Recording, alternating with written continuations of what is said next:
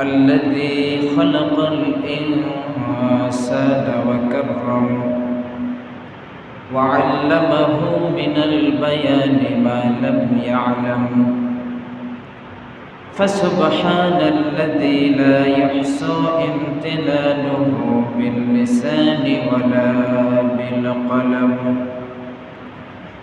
نشهد أن لا إله إلا الله وحده لا شريك له ونشهد أن سيدنا وحبيبنا وطبيبنا وطبيب قلوبنا محمدا عبده ورسوله الذي أرسله بالحق بشيرا ونذيرا وداعيا إلى الله بإذنه وسراجا وقمرا منيرا أما بعد فقد قال الله تعالى في كلامه المجيد أعوذ بالله من الشيطان الرجيم بسم الله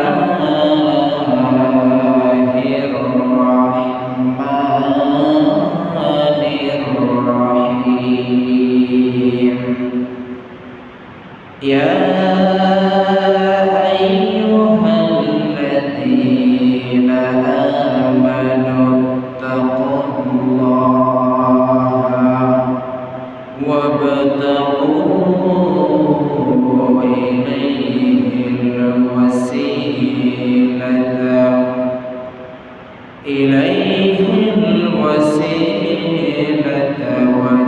وجاهدوا في سبيله لعلكم تفلحون.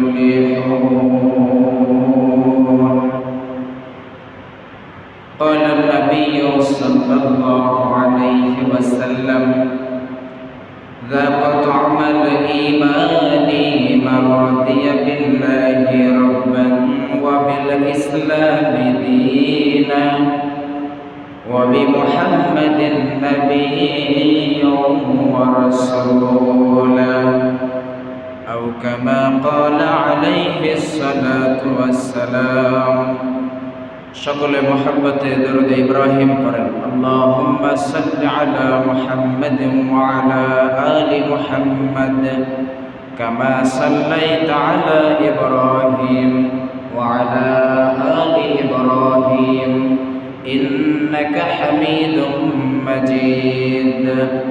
আল্লাহুম্মা বারিক আলা মুহাম্মাদিন ওয়া আলা আলি মুহাম্মাদ كما باركت على إبراهيم وعلى آل إبراهيم إنك حميد مجيد. اللهم صل وسلم وبارك عليه. الحمد لله. সমস্ত প্রশংসা সেই মহান রব্বুল আলামিনের, যে মহান মনিব আমাদেরকে অত্যন্ত মেহেরবানি করে অত্যন্ত ভালোবেসে সুস্থতা নামক একটি নিয়ামত দান করেছেন। যে আল্লাহ রাব্বুল আলামিন কোরআন থেকে দুটি কথা শোনা এবং বলার মতো মন মানসিকতা তৈরি করে দিয়েছেন, সেই আল্লাহ পাকের দরবারে সকলে কৃতজ্ঞতা প্রকাশ করি। সকলে উচ্চ আওয়াজে বলি আলহামদুলিল্লাহ। হসপিটালে গেলে দেখা যায় কত মানুষ অসুস্থ অবস্থায় পড়ে আছে, যন্ত্রণায় ছটফট করছে, মরে গেলাম রে বাবা রে, মরে গেলাম। হাতের ব্যথা, পায়ের ব্যথা, মাথার ব্যথা, নানান রকমের যন্ত্রণায় ছটফট করতেছে। আল্লাহ তাআলা ইচ্ছা করলে আমাদেরকেও ওই জায়গায় রাখতে পারতেন কিনা বলেন? আল্লাহ তাআলা আমাদেরকে ওই জায়গা পর্যন্ত নিয়ে না গিয়ে সুস্থতা নামক নিয়ামত দিয়ে ধন্য করেছেন। এজন্য আরো একবার পড়ি আলহামদুলিল্লাহ। দরুদ ও সালাম বিশ্বনবী সাইয়্যিদুল মুরসালিন মুহাম্মাদুর রাসূলুল্লাহ, সকলে পড়ি সাল্লাল্লাহু আলাইহি ওয়াসাল্লাম। আমি আপনাদের সম্মুখে পবিত্র কোরআন মাজিদ থেকে সূরা মাইদার ৩৫ নম্বর আয়াতে কারিমা তিলাওয়াত করেছি। বিশ্বনবীর পবিত্র মুখনসৃত ছোট্ট একখানা হাদিসে নববী পাঠ করেছি। আল্লাহ তাআলা তৌফিক দান করলে এখান থেকেই কিছু কথা বলবো ইনশাআল্লাহ। আল্লাহ রাব্বুল আলামিন বলছেন, ইয়া আইয়ুহাল্লাযীনা আমানু, হে বিশ্বাসীগণ, ইত্তাকুল্লাহ, আল্লাহকে ভয় করো। ভয় কাকে করতে হবে বলেন? কাকে ভয় করতে হবে বলেন? আল্লাহকে ভয় করতে হবে। এরপরে বলছেন ওয়াবতাগু ইলাইহিল ওয়াসিলা, আল্লাহ তাআলা যেই পথে চললে নাজাত পাওয়া যায়, যেই পথে চললে আল্লাহ তাআলার সান্নিধ্য অর্জন করা যায়, সেই পথের খোঁজ করো, সেই পথের অনুসন্ধান করো। এরপরে আল্লাহ তাআলা বলছেন ওয়াজাহিদু ফি সাবিলিহি, আল্লাহর পথে সংগ্রাম করো, আল্লাহর পথে জেহাদ করো। লাআল্লাকুম তুফলিহুন, এটাই হলো সঠিক পথ, আর এই পথেই যদি তোমরা চলো তাহলে তোমরা সফল হবে। জোরে বলেন সুবহানাল্লাহ। কথা হলো কয়টা? তিনটা। কথা হলো কয়টা? তিনটা। আমি এই তিনটা কথার ভিতরে সীমাবদ্ধ থাকবো ইনশাআল্লাহ। সর্বপ্রথম তাকওয়া, আল্লাহর ভয়। আল্লাহর ভয়টা কি? আমরা শুধুমাত্র ভাবি যে আমরা আল্লাহকে ভয় করি, মুখে মুখে আমরা বলি আল্লাহকে ভয় করি, কিন্তু কাজের মাধ্যমে প্রমাণ আমাদের দেওয়ার দরকার আছে না নাই বলেন? কাজের মাধ্যমে প্রমাণ দিতে হবে যে আসলে আমরা প্রকৃতপক্ষে আল্লাহ তাআলাকে কতটুকু ভয় করি। একটু ভালো করে খেয়াল করেন, বিশ্বনবী সাল্লাল্লাহু আলাইহি ওয়াসাল্লামের জামাতা সাইয়্যিদুনা হযরত আলী রাদিয়াল্লাহু তাআলা আনহু বলেন, তাকওয়া হচ্ছে চার জিনিসের নাম। কয় জিনিসের নাম? চারটা জিনিসের নাম হলো তাকওয়া। ভালো করে খেয়াল করবেন, চারটা জিনিসের নাম হলো তাকওয়া। সাইয়্যিদুনা হযরত আলী রাদিয়াল্লাহু তাআলা আনহুকে জিজ্ঞাসা করা হলো, হাল আনতা তা'লাম মা'আত তাকওয়া, আলী তুমি কি বলতে পারো তাকওয়া কি? হযরত আলী রাদিয়াল্লাহু তাআলা আনহু চারটা জিনিসের নাম বলেছিলেন। আত-তাকওয়া হিয়া খাউফুম মিনাল জালিল, এই তাকওয়াটা হচ্ছে এক নম্বরে ভয় করতে হবে, ভয় করার মতন ভয় করতে হবে। সেটা হলো একমাত্র কাকে বলেন? একমাত্র কাকে ভয় করতে হবে?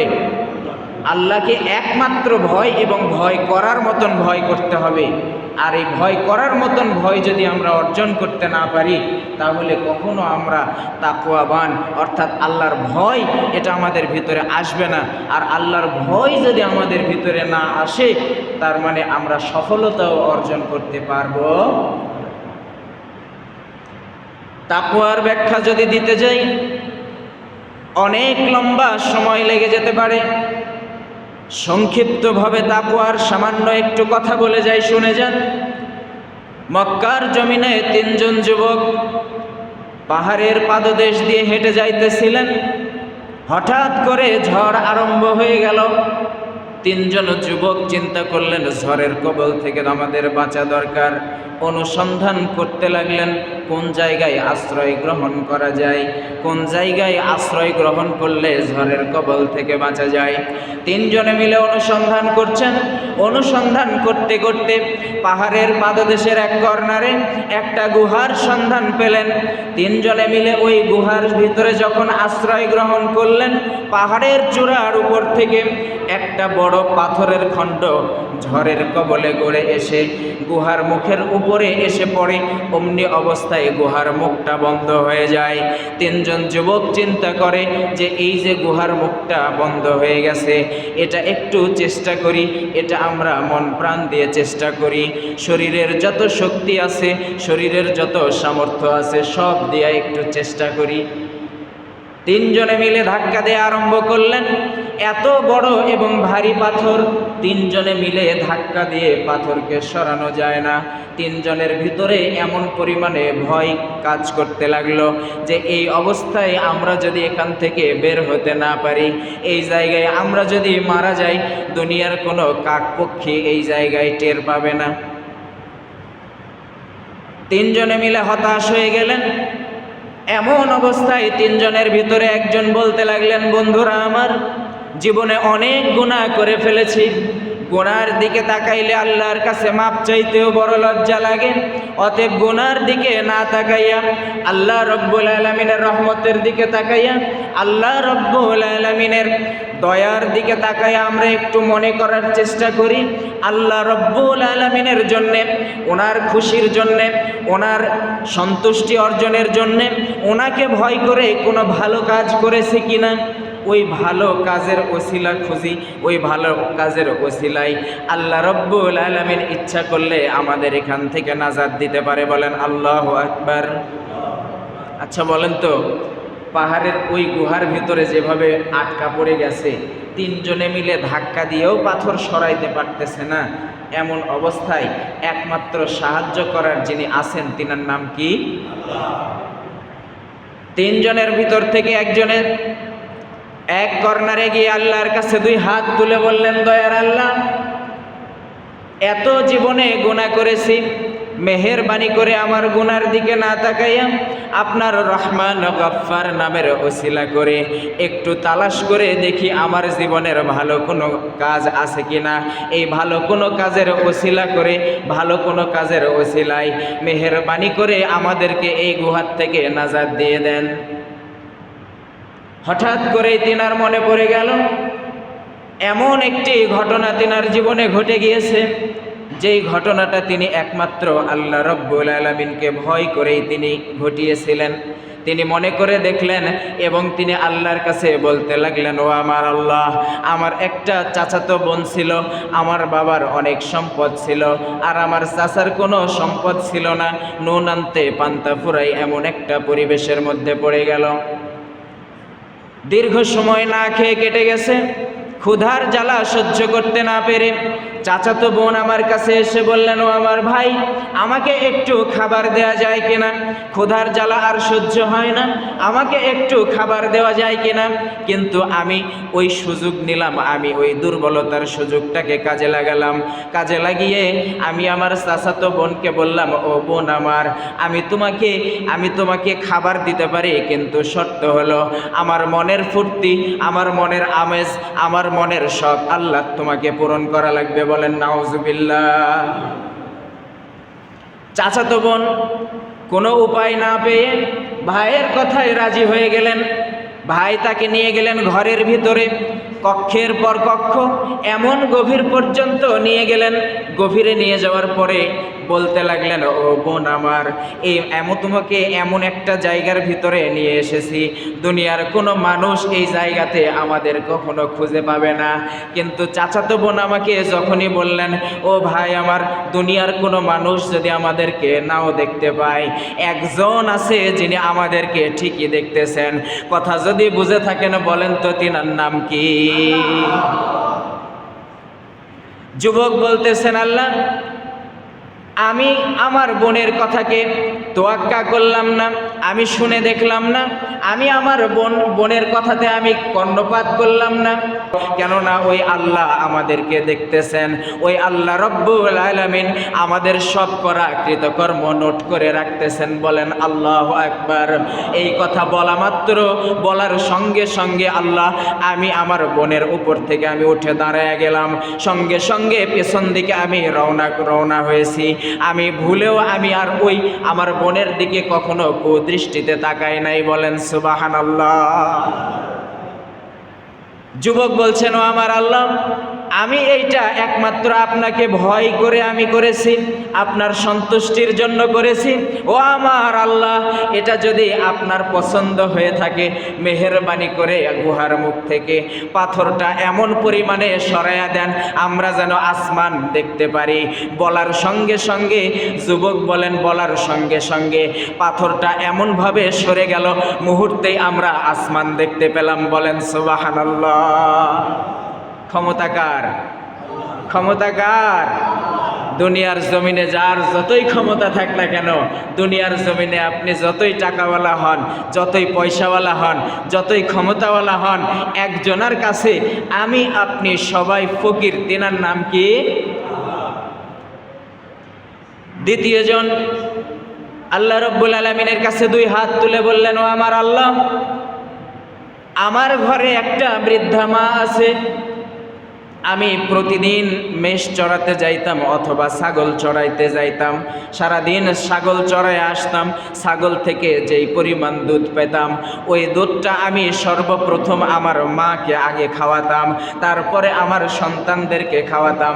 যদি অবশিষ্ট থাকে তাইলে আমি খাইতাম, আর যদি অবশিষ্ট না থাকে তাইলে আমি খাইতাম না, না খেয়ে রাত্রি যাপন করতাম।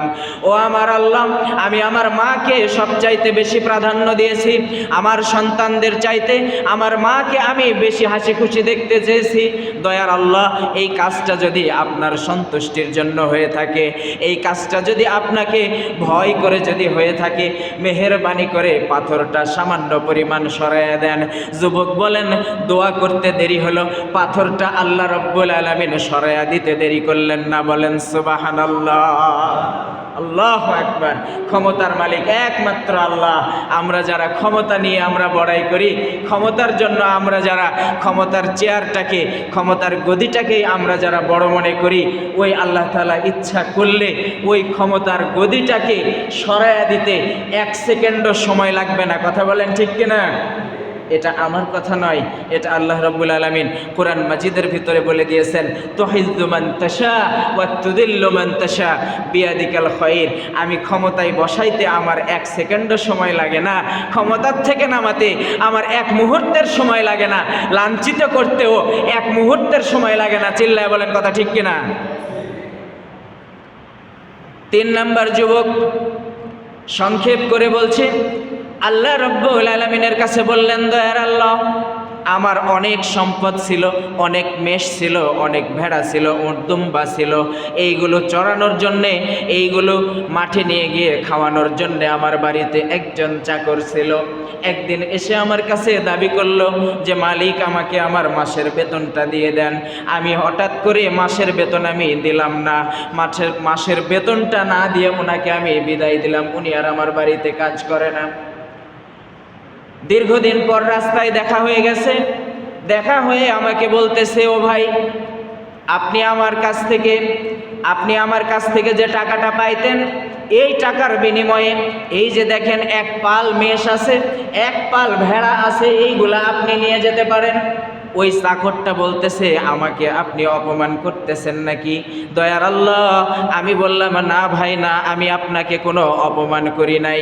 আমি সেদিন যদি আপনাকে টাকাটা যদি আমি দিয়ে দিতাম, ওই টাকা নিয়ে গিয়ে আপনি খরচ করে ফেলতেন, ওই টাকার কোনো চিহ্ন পর্যন্ত থাকতো না। কিন্তু আমি আপনার ওই টাকা দিয়া আস্তে আস্তে অল্প অল্প করে কিছু মেষ পালন করেছি। করতে করতে এখন পর্যন্ত এই মেষের একটা পাল তৈরি হয়ে গেছে। ও ভাই, তুমি কিছু মনে করো না, আমি তোমার ভালোর জন্যে, একমাত্র আল্লাহকে ভয় করে তোমার জন্য আমি এই কাজটা করেছি। ও আমার আল্লাহ, এই কাজটা যদি আপনার পছন্দ হয়ে থাকে, এই কাজটা যদি আপনার সন্তুষ্টির জন্য হয়ে থাকে, এই কাজটা যদি আপনাকে ভয় করে যদি হয়ে থাকে, মেহেরবানি করে পাথরটা এমন পর্যন্ত সরাইয়া দেন যেন আমরা এখান থেকে বের হতে পারি। যুবক বলেন, দোয়া করতে দেরি হলো, পাথর মুহূর্তের ভিতরেই সরে যেতে দেরি হলো না। বলেন সুবহানাল্লাহ। তাকওয়া, এটার নাম হচ্ছে তাকওয়া, আল্লাহর ভয়। প্রত্যেকটা ধাপে ধাপে, প্রত্যেকটা কাজে কাজে, প্রত্যেকটা জায়গায় ধাপ তোলার সঙ্গে সঙ্গে চিন্তা করতে হবে যে আমি যে আমার ধাপ উঠাইতেছি, এইটাও আমার আল্লাহ রাব্বুল আলামিন নোট করে রাখতেছেন। আমি ভালো কাজে যাচ্ছি কিনা, খারাপ কাজে যাচ্ছি, এইটা আমার আল্লাহ রাব্বুল আলামিন নোট করে রেখেছেন, সব কিছু নোট করে রেখেছেন। সময় মতন এটার ফায়সালা হবে। কথা বলেন ঠিক কিনা? 2 নম্বরে আল্লাহ রাব্বুল আলামিন বলছেন ওয়াবতাগু ইলাইহিল ওয়াসিলা। আল্লাহ রাব্বুল আলামিনের কাছ থেকে নাজাত পাওয়ার জন্য ওসিলা খোঁজা লাগবে। আমি এই পয়েন্টের ভিতরে আসার পিছনে কারণ হলো হযরত আলী রাদিয়াল্লাহু তাআলা আনহুর কথা মনে আছে না নাই? কয়টা জিনিসের নাম তাকওয়া বলেছিলেন? 4টা জিনিসের নাম তাকওয়া। 1 নম্বরে সেটা হচ্ছে আল্লাহর প্রকৃত ভয়। আর 2 নম্বর হযরত আলী রাদিয়াল্লাহু তাআলা আনহু বলেন ওহিয়া মাতলু এবং ওহিয়া গায়রু। আল্লাহ রাব্বুল আলামিনের পক্ষ থেকে সরাসরি আসা যে কিতাব কালামে পাক কোরআনুল কারীম, আর হচ্ছে জিবরাইল আলাইহিস সালামের মাধ্যমে বিশ্বনবী সাল্লাল্লাহু আলাইহি ওয়াসাল্লামের কাছে পৌঁছানো বাণী, বিশ্বনবী সাল্লাল্লাহু আলাইহি ওয়াসাল্লামের মুখ থেকে বের হওয়া বাণীসমূহ, অর্থাৎ কোরআন এবং সুন্নাহ, এই 2টা অনুযায়ী আমল করা।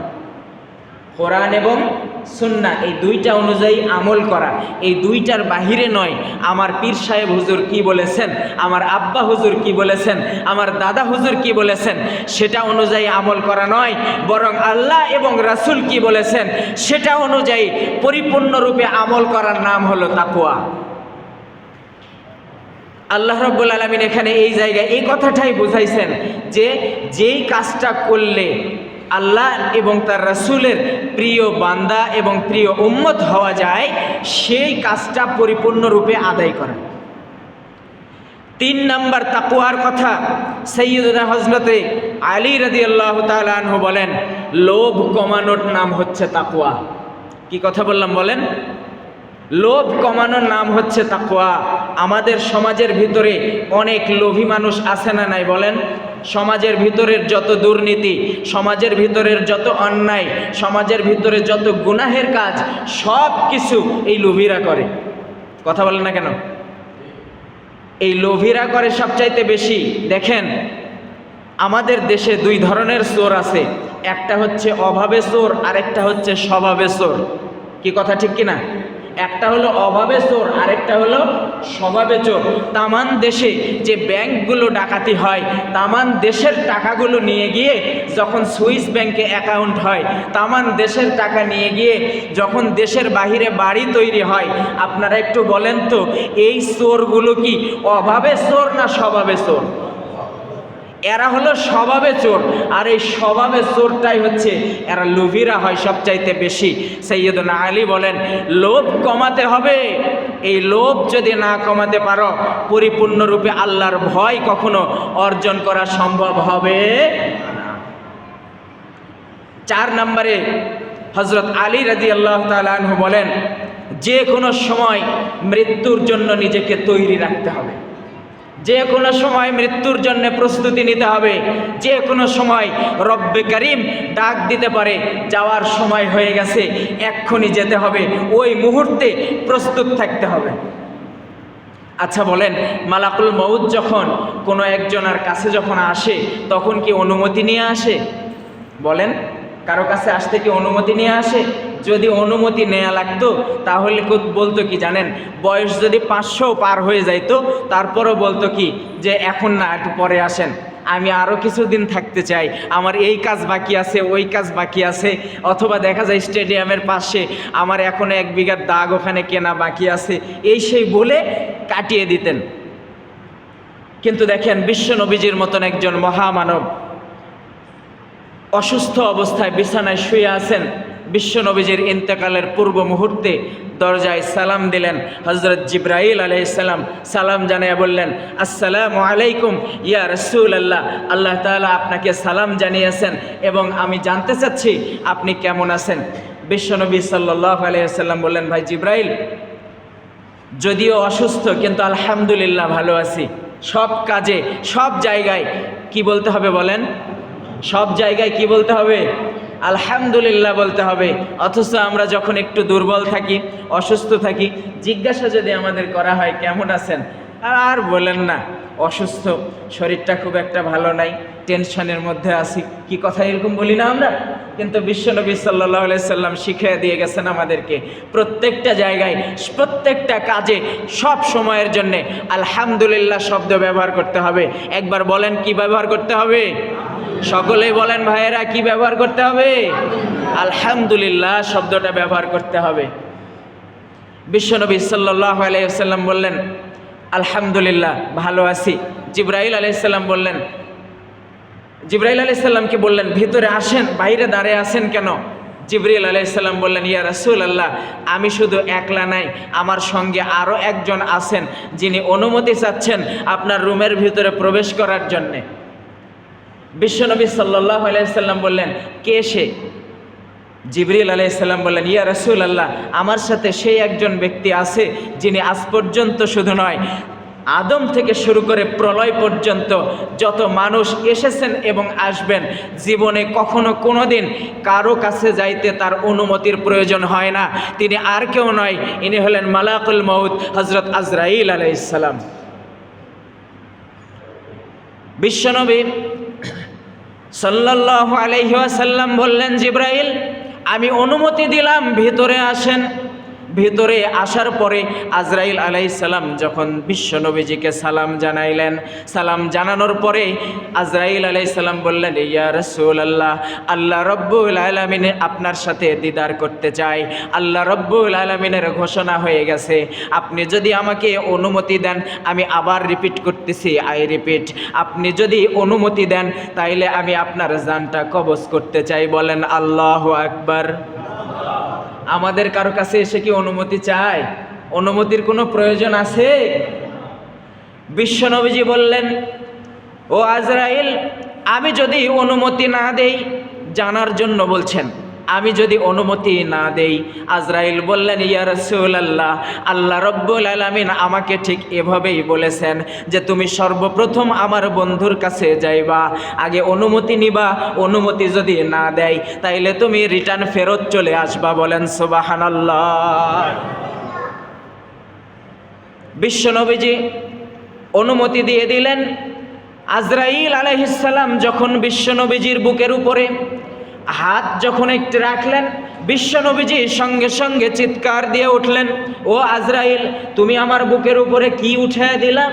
আজরাইল আলাইহিস সালাম বললেন, ইয়া রাসূলুল্লাহ, মৃত্যুর যে যন্ত্রণা তার চাইতে সর্বনিম্নের যন্ত্রণা, আমি শুধু আমার হাতটা আপনার বুকের উপরে উঠায় দিয়েছি।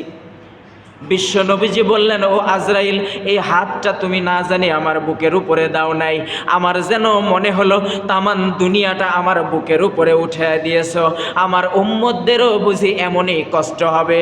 ও আজরাইল, তামান দুনিয়াতে আমার যত উম্মত আছে, সব উম্মতের কষ্ট এক জায়গায় করলে যতগুলা কষ্ট হয়, সব কষ্টগুলা আমি নবীজির বুকের উপরে চাপায়া দাও।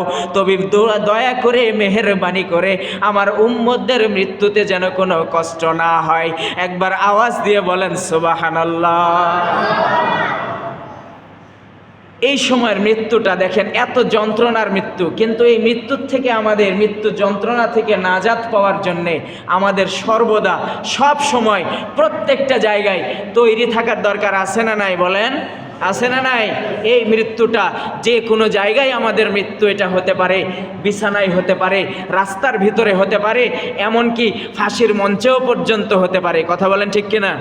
হকের পথে চলতে গিয়া, হকের পথে চলতে গিয়া চিকিৎসার নামে অযথা চিকিৎসা দিয়া, ভুল চিকিৎসা দিয়া হসপিটালের বেডেও এই মৃত্যু হতে পারে। কথা বলেন ঠিক কিনা?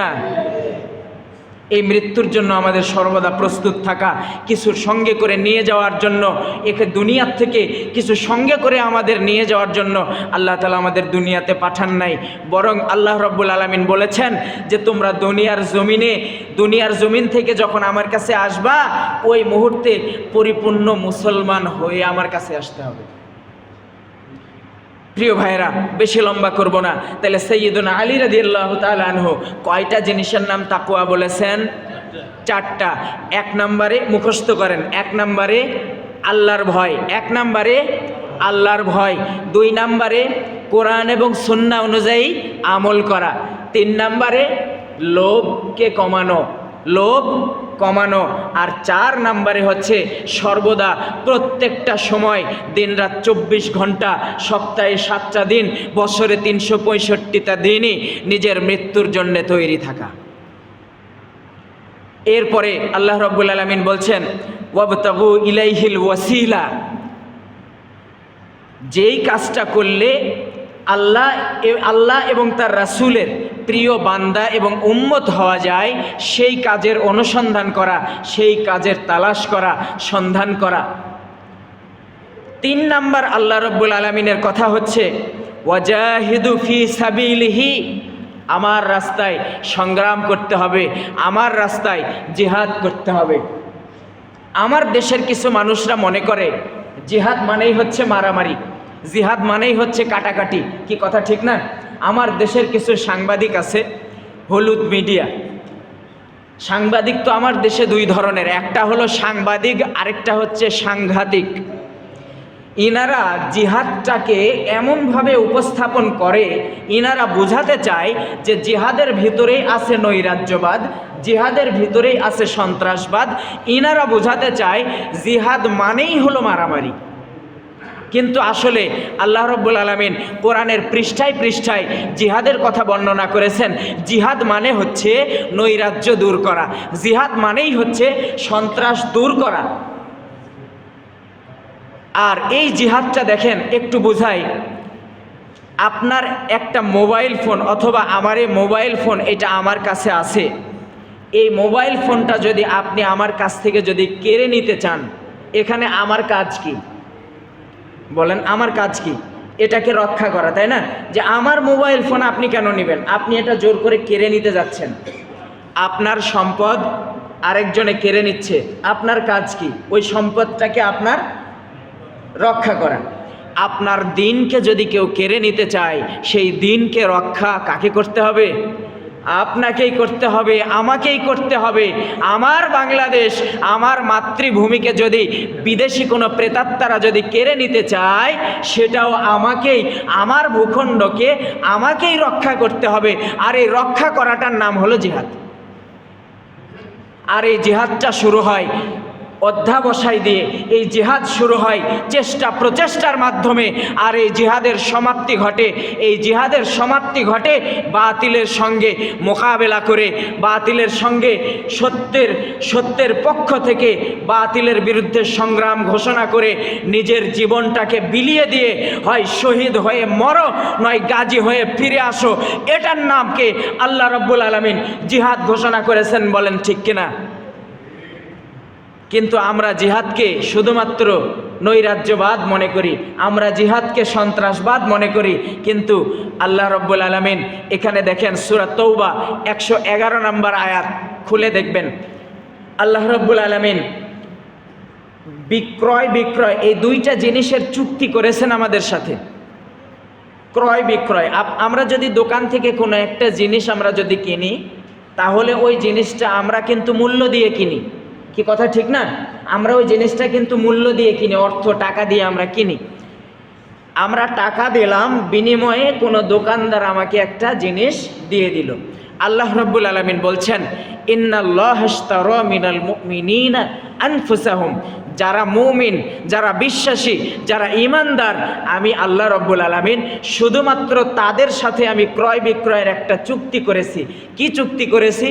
আমি আল্লাহ রাব্বুল আলামিন, আমি আমার ওই মুমিন বিশ্বাসী বান্দাদেরকে আমি জান্নাত দিব। এর বিনিময়ে বান্দারা আমাকে মূল্য হিসেবে তারা জান এবং মাল, বলেন সুবহানাল্লাহ, জান এবং মাল আল্লাহ রাব্বুল আলামিন নিয়ে নেবেন। কিন্তু আল্লাহ রাব্বুল আলামিন বিনিময়ে আমাদেরকে কি দিবেন বলেন? বিনিময়ে কি দিবেন? আমরা কি সকলেই নিজেদেরকে ঈমানদার বলে মনে করি? আমরা সকলেই নিজেদেরকে ঈমানদার মনে করি? আমরা যদি নিজেকে যদি ঈমানদার মনে করি, আল্লাহ রাব্বুল আলামিনের কোরআনের স্পষ্ট বক্তব্য, খবরদার মুসলমান না হয়ে মৃত্যুবরণ করা যাবে ওয়ালা তামুতুন্না ইল্লা ওয়া আনতুম মুসলিমুন। আল্লাহ রাব্বুল আলামিন বলছেন মুসলমান না হয়ে মৃত্যুবরণ করো না। কিন্তু দেখেন, আমরা কিন্তু জন্মসূত্রে আমরা মুসলমান। কি কথা ঠিক না? আমরা কিন্তু জন্মসূত্রে মুসলমান, আমাদের দাদা ছিল মুসলমান, বাবা ছিল মুসলমান, সেই সূত্রে আমরাও কিন্তু নিজেদেরকে দাবি করি আমরা মুসলমান। কিন্তু ওই ব্যক্তিটা মুসলমানের পরিপূর্ণ অংশীদার হতে পারবে না যেই ব্যক্তিটা বিশ্বনবী সাল্লাল্লাহু আলাইহি ওয়াসাল্লামকে একমাত্র নেতা, একমাত্র অনুসারী এবং আল্লাহ রব্বুল আলামিনকে একমাত্র রব আর ইসলামকে একমাত্র পরিপূর্ণ দিন হিসেবে যতক্ষণ না পর্যন্ত মেনে না নেবে ততক্ষণ পর্যন্ত সে পরিপূর্ণ মুসলমান হতে পারবে না।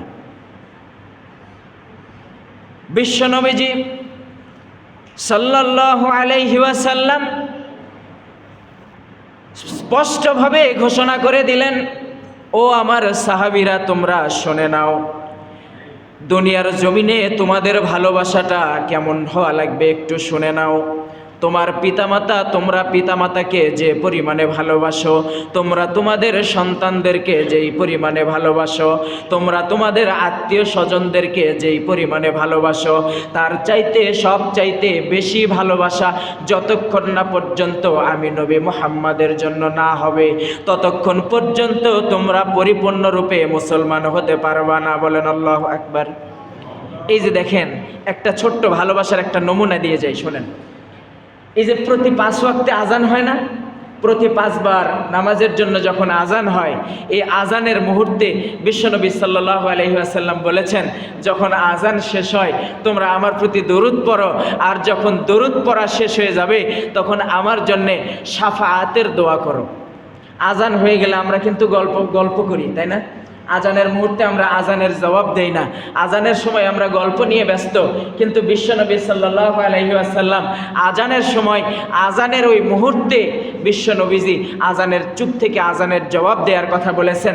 আজান শেষ হয়ে যাওয়ার সঙ্গে সঙ্গে নবীজির প্রতি দরুদ এবং নবীজির শাফাআতের জন্য আল্লাহ রব্বুল আলামিনের কাছে দোয়া করার কথা বলা হয়েছে। এবং আল্লাহ রব্বুল আলামিনের কাছে যখন দোয়া করা হবে, এটার ব্যাপারে বলি একটু। বিশ্বনবী সাল্লাল্লাহু আলাইহি ওয়াসাল্লাম বলেন, কিয়ামতের ময়দানে আল্লাহ রব্বুল আলামিনের আরশে আজিমের যে সিংহাসন, ওই সিংহাসনের পাশে আরও একটা সিংহাসন থাকবে। আমি নবী আশা করি ওই সিংহাসনে আমিই বসবো। বলেন আল্লাহু আকবার।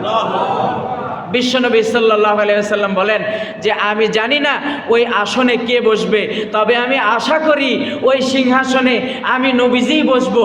আর আমার উম্মতদের মধ্য হতে যে আমার যেই উম্মতটা আমি ওই চেয়ারে সিংহাসনে বসবো এটার জন্য যে দোয়া করবে, বিশ্বনবীজি বলেন কিয়ামতের ময়দানে আমার ওই উম্মতের জন্য শাফাআত করা, ওই উম্মতের জন্য সুপারিশ করা আমি নবীজির প্রতি দায়িত্ব হয়ে গেল। বলেন সুবহানাল্লাহ। নবীজির প্রতি দায়িত্ব হয়ে যায়, নবীজির শাফাআত করবেন আমার জন্য, আপনার জন্য। ছোট্ট একটি আমল শিখিয়ে দিয়ে গেলাম, করা যাবে ইনশাআল্লাহ? করা যাবে। প্রত্যেকটা আজানের জবাব আমরা প্রত্যেকেই দেব এখন থেকে। বলেন ইনশাআল্লাহ। প্রত্যেকটা সময়, প্রত্যেকটা জায়গায় আল্লাহকে আমরা পরিপূর্ণরূপে ভয় করার মতন আমরা ভয় করব। রাজি আছেন? দুনিয়ার কোনো পুলিশ, কোনো এসপি, কোনো এনএসআই, কোনো ডিসি, এসপি, গোয়েন্দা সংস্থা, কাউকে ভয় নয়। এখানে একজনের ভয় করতে বলা হয়েছে, তিনার নাম কি? আল্লাহর ভয়। এখানে দেখেন, আল্লাহর ভয় করে যখন কোনো একজন বান্দা দুনিয়ার জমিনে যখন চলাফেরা করে, এই মুহূর্তে তার আসতে পারে বিভিন্ন রকম হামলা, আসতে পারে মামলা, আসতে পারে বিভিন্ন রকম ষড়যন্ত্রের শিকার। কিন্তু এই ষড়যন্ত্রের মধ্যে দিয়া যেই বান্দা পরিপূর্ণরূপে একমাত্র আল্লাহকে রব হিসেবে, কারো কাছে দুনিয়ার কোনো জুলুমবাজদের কাছে মাথা নত না করে নারায়ে তাকবীর আল্লাহু আকবার বলে যখন সামনের দিকে, সত্যের দিকে, হকের দিকে যখন অগ্রসর হয়, আল্লাহ রব্বুল আলামিন কোরআন মাজিদের মধ্যে বলেছেন, আমি আল্লাহ রব্বুল আলামিন ওই বান্দার প্রতি ফেরেশতা নাজিল করি। বলেন সুবহানাল্লাহ।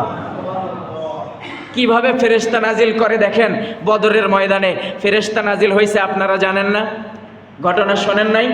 ফেরেশতা নাজিল হলেন, 1000 ফেরেশতা সর্বপ্রথম নাজিল হলো বদরের ময়দানে। বিশ্বনবী সাল্লাল্লাহু আলাইহি ওয়াসাল্লামের সমস্ত সাহাবীরা আনন্দে আত্মহারা, সমস্ত সাহাবীরা খুশি। আমরা মাত্র 313 জন, আর কাফেরের সংখ্যা হলো 1000। 313 জন সাহাবী, ওইদিকে কাফের কতজন? 1000। একজন সাহাবীর হাতেও তরবারি নাই, একজন সাহাবীর হাতেও ঢাল নাই, একজন সাহাবীর হাতেও অস্ত্র নাই, প্রত্যেকের হাতে আছে খেজুর গাছের ডাল। কোনো সাহাবী কোনোদিন যুদ্ধের ময়দানে যায় নাই, তারা যুদ্ধও করে নাই, যুদ্ধের অভিজ্ঞতাও তাদের নাই, কিন্তু কাফের 1000 কাফের আল্লাহ রব্বুল আলামিনের কাছে যখন দোয়া করা হলো, আল্লাহ রব্বুল আলামিন 1000 ফেরেশতা মোতায়েন করলেন। সমস্ত সাহাবীরা যখন আনন্দে আত্মহারা যে আমরা অতিরিক্ত 313 জন, আর ওদিকে 1:1, একজন বাই একজন, আনন্দে আত্মহারা, ইসলামের বিজয় নিশ্চিত, ইসলামের বিজয় হবেই হবে। আল্লাহ রব্বুল আলামিন খুশি হয়ে জিব্রাইলকে বললেন, জিব্রাইল আর দেরি করো না, দেখছো আমার বান্দারা কেমনে আনন্দ করে, কেমনে উল্লাস করে, আমি যে 1000 ফেরেশতা পাঠাতে চাইছিলাম এই ডিসিশন ক্যান্সেল, এক্ষুনি ঘোষণা দিয়ে দাও আমি 3000 ফেরেশতা পাঠালাম। বলেন সুবহানাল্লাহ। 3000 ফেরেশতার সংবাদ পেয়ে যখন প্রত্যেক সাহাবীরা যখন খুশি, আনন্দে যখন আত্মহারা যখন হয়ে যায়, এই মুহূর্তে আল্লাহ রব্বুল আলামিন আবার জিব্রাইলকে বললেন, জিব্রাইল দেখো আমার বান্দারা কেমনে আনন্দ করে, কেমনে উল্লাস করে, আমার 3000 ফেরেশতা পাঠানোর সিদ্ধান্ত ওইটাও ক্যান্সেল করে দিলাম, এক্ষুনি ঘোষণা দিয়ে দাও আমি আমার নবীজির কাছে বদরের প্রান্তরে 5000 ফেরেশতা পাঠালাম। বলেন সুবহানাল্লাহ। 5000 ফেরেশতা পাঠালেন। কয়েকজন সাহাবী মসজিদে নববীতে বসে গল্প করতেছিলেন, একজন অপরজনকে বলা বলি করতেছিলেন যে কোন আমলটা বেশি পছন্দের, কোন আমলটা আল্লাহ বেশি পছন্দ করে, কোন আমলটার ভিতরে সবচেয়ে বেশি কল্যাণ রয়েছে, সেই আমলটা যদি আমরা জানতাম তাইলে ওই আমলটা করতাম। আল্লাহ রব্বুল আলামিন জিব্রাইলের মাধ্যমে বিশ্ব নবীজিকে জানাইয়া দিলেন যে আপনার উম্মতদেরকে, আপনার সাহাবীদেরকে জানাইয়া দেন তারা যেন ঐক্যবদ্ধভাবে সীসা ঢালা প্রাচীরের মতন ইসলামকে রক্ষা করার জন্যে, সত্যকে রক্ষা করার জন্যে, হককে প্রতিষ্ঠা করার জন্যে ঐক্যবদ্ধ হয়ে যেন তারা সংগ্রাম করে, জিহাদে যায় ঐক্যবদ্ধভাবে, কোনো বিচ্ছিন্নভাবে নয়। আল্লাহ রাব্বুল আলামিন বলছেন, ওয়াতাসিমু বিহাবলিল্লাহি জামিআন ওয়ালা তাফাররাকু। আল্লাহ তাআলা স্পষ্ট ঘোষণা দিয়েছেন যে এখানে তোমরা প্রত্যেকটা মুসলমান অঙ্গাঅঙ্গিভাবে থাকতে হবে, বিচ্ছিন্ন হওয়া যাবে। আচ্ছা, রসুন আছে না, রসুন আমরা যে তরকারিতে ব্যবহার করি রসুন, এই রসুনগুলো একটু খেয়াল করে দেখবেন।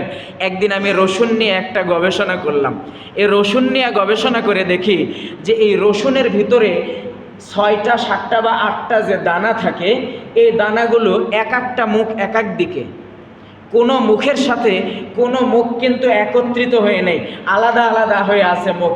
কিন্তু দেখলাম এটার গোড়ার দিকে যায়, দেখলাম যে এই 7টা রসুনের দানা, এই রসুনের দানার গোড়াটা এক জায়গায়।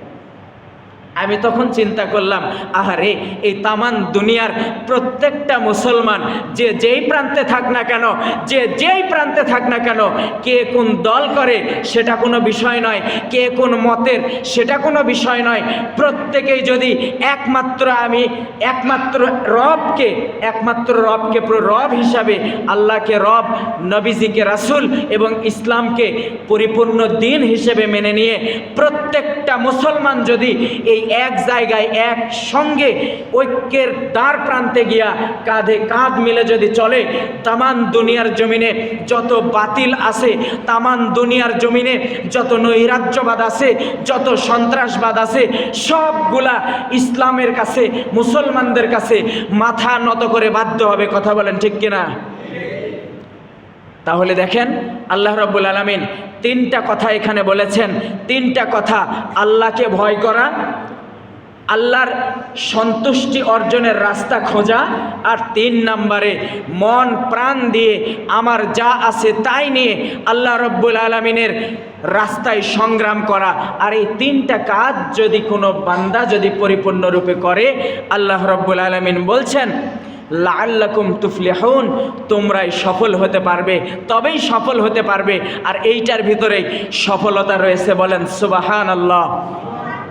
আল্লাহ রাব্বুল আলামিন আমাদের সকলকে যা কিছু বললাম, আমি সহ আপনাদের সকলকে পরিপূর্ণরূপে আমল করার তৌফিক দান করুক। সকলে বলেন আমিন।